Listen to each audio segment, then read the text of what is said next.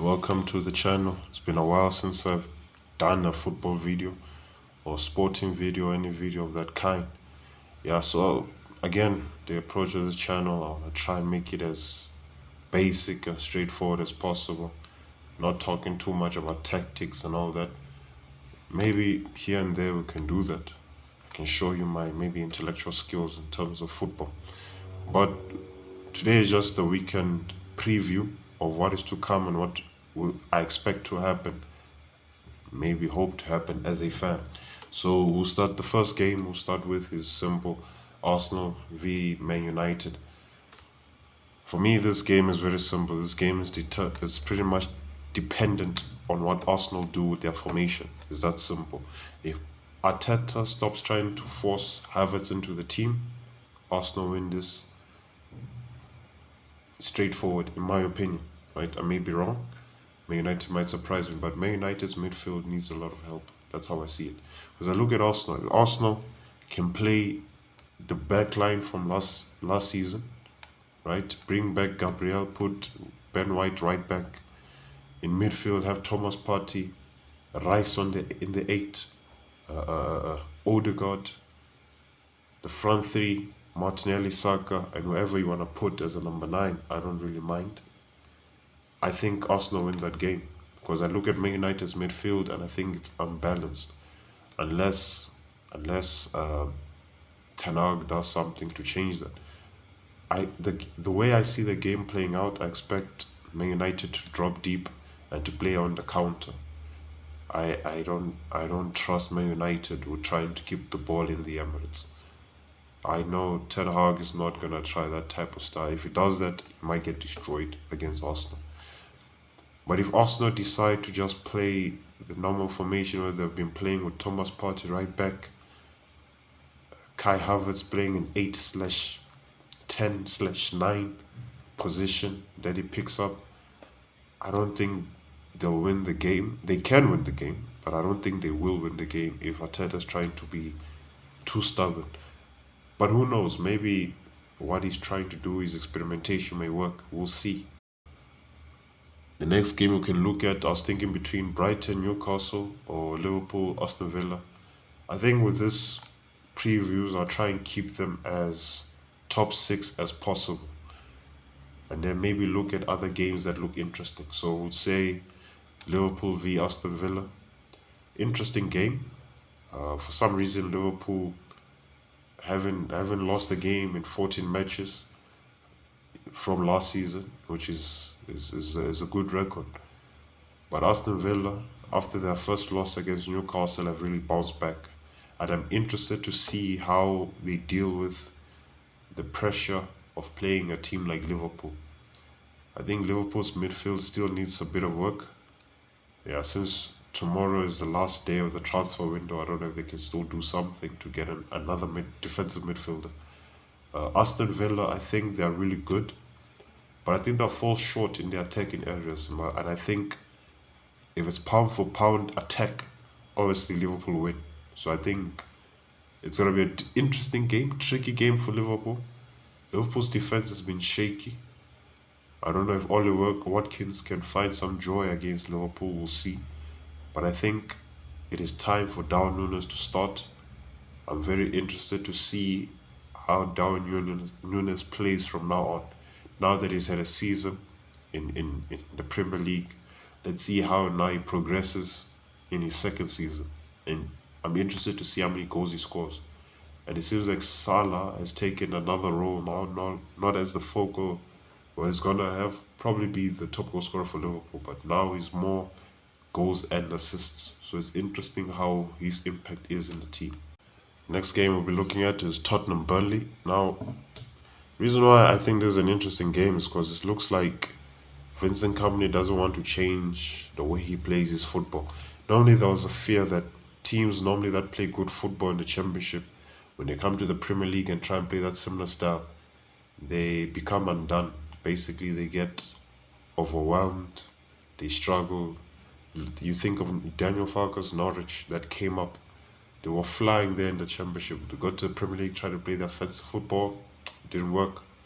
So I don't know if that's a similar case with Burnley. We'll see. They're playing a Tottenham team with Ange Postecoglou, who's I don't like Tottenham personally as an Arsenal fan, but I have to give credit to Ange Postecoglou. I think he's a fantastic manager.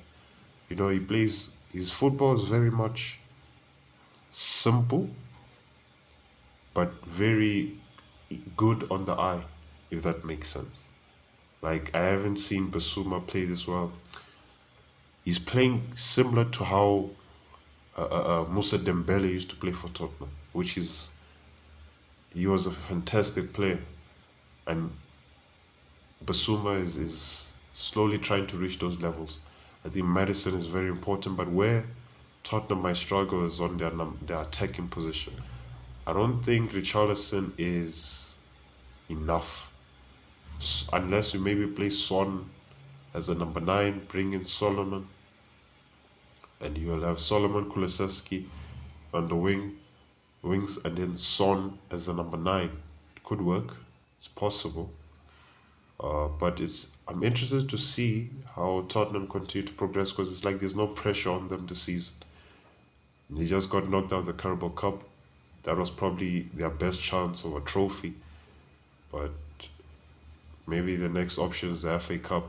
But we'll see how they keep progressing. I think the game against Burnley, interesting game. I think it's going to be end to end. And if it's end to end, I think Tottenham win. Right? But personally, I'll wait for a moment or a time where Tottenham will then play one of the big teams, like an Arsenal, United. I'm interested to see whether Tottenham still win against Man City now that they're playing a different style of football. Do they still win? No, Tottenham have the occasional win against Man City every season in the stadium. In fact, I don't think Man City has scored a goal in Tottenham's new stadium.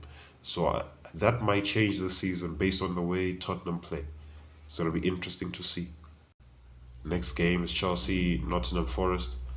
Nottingham Forest are weird because there's some players there that are really good. Like I don't know how to pronounce his name. Anuwahi, Anuwahini.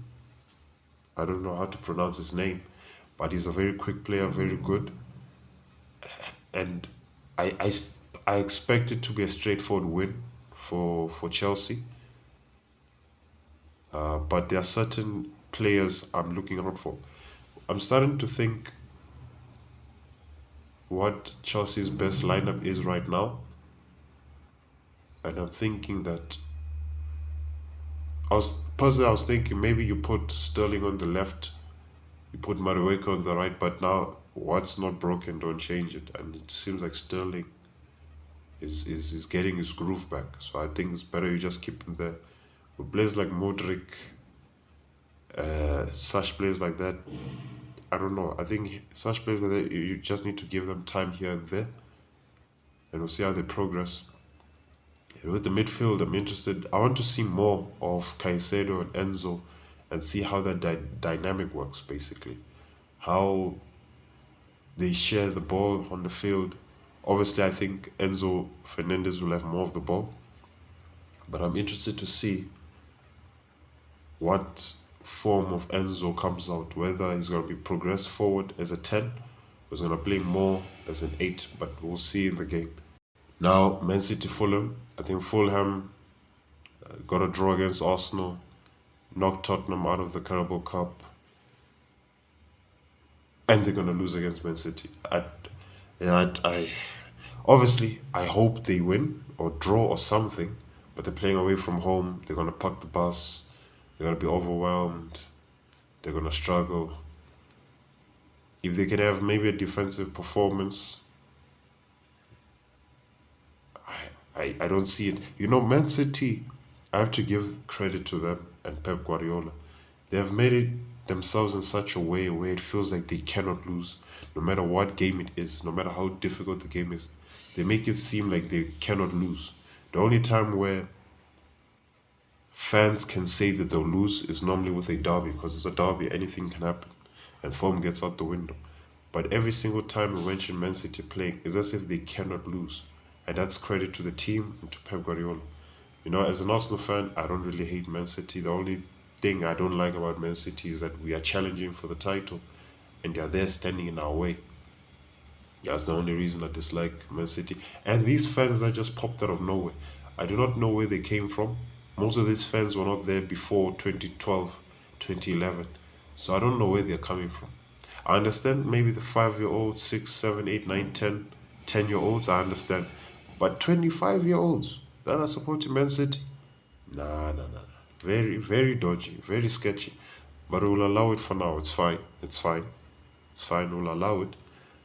But I think obviously the games I'm looking out for is Arsenal v Man United, Liverpool, Aston Villa, maybe Brighton, Newcastle.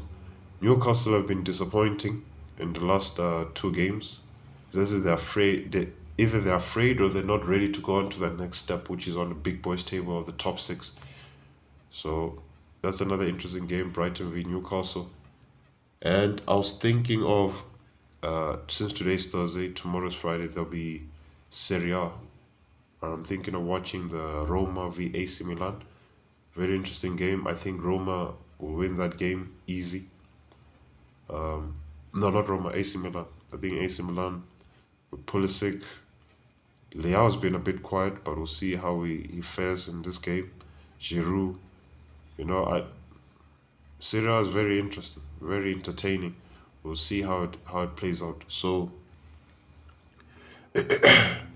my predictions. So let's start with Manchester United. My predictions. So let's start with Arsenal v Manchester United.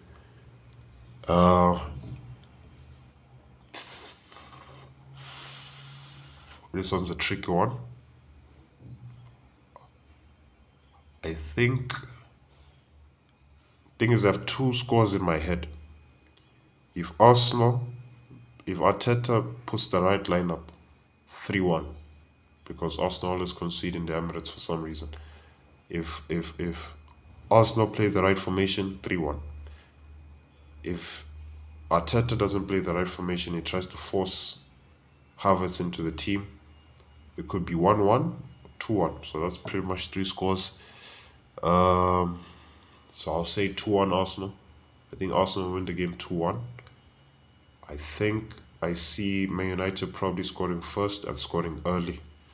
And then Arsenal have to come back. I think, or, yeah, I think I'll just keep it at 2-1. 2-1. I think 2-1 is a standard scoreline. Liverpool v Aston Villa, I think this game has the potential to be like a 4-2, 3-2 such games, but I think Liverpool will just be too much for Aston Villa. The attack will be too much. And I expect Darwin Núñez to score another goal if he starts. So I think Liverpool win the game 3-1. 3-1. And then Tottenham v Burnley. Interesting game. I think Burnley will try and attack. Tottenham will be attack via attack, I see. It will be interesting to see who wants the ball or who holds onto the ball more in this game. But I think Tottenham will win this game 2-1. Chelsea v Nottingham Forest. I think this is a standard win for Chelsea. I think this is their opportunity to get the momentum. I think Chelsea will win this game 2-0. I expect Sterling to score. Maybe even Jackson. Maybe. But I expect Sterling to score. So 2-0 Chelsea. Man City v Fulham. Man City without De Bruyne. They have Foden. So I think this game could end. I don't see Fulham scoring unless it's from a corner kick or penalty or something. So I think the scoreline for this will be 3-1, 3-0 to Man City, 3-0 Man City. Yeah, so those are my predictions for the top six. Hopefully the Arsenal one, I'm correct and Arsenal just win the game. I think I said 2-1 Arsenal. I think it'll be 2-1 or 3-1 Arsenal. Hopefully I'm correct. And hopefully Fulham can do something. If that's even possible. Hopefully they can do something. But thank you for watching. Like, subscribe. share, comment, all those good things. And I'll see you on the next video. Bye.